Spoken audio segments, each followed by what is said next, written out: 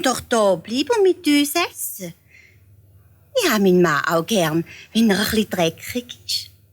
Und sie hat das Äppli umarmt und ihm mitten auf seine verschmierte Nase einen Kuss gegeben. Da hätten aber die Mutter und das Lisettli sehen sollen. Sie haben vor Stunden Müller so weit aufgesperrt, dass sie es fast nicht mehr zugebracht haben.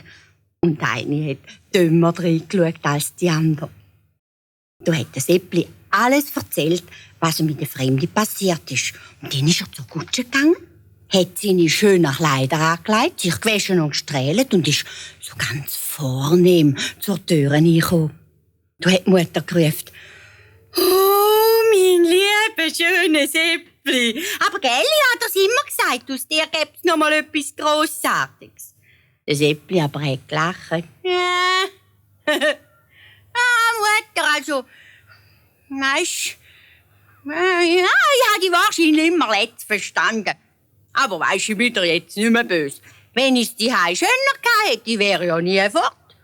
Und ohne den Hammer, den du mir mitgegeben hast, wäre ich von den bösen Geistern umgebracht worden. Und dann hätte meine liebe und schöne Frau mir heiraten. Also, kommt mit auf unser Schloss. Und dann wollen wir von heute an alle lieb sein miteinander.»